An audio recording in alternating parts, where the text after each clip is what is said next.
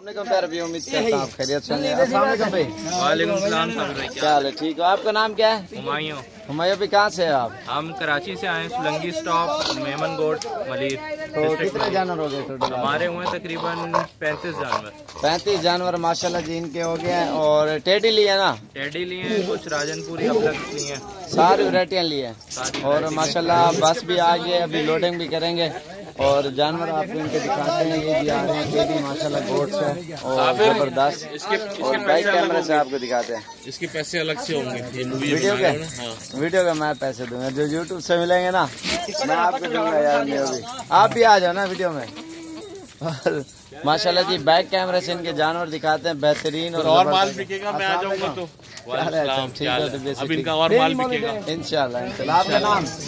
मेरा नाम वीडियो में तारीफ से कर। माशाल्लाह कराची कौन सी जगह आप फॉर्म बनाया?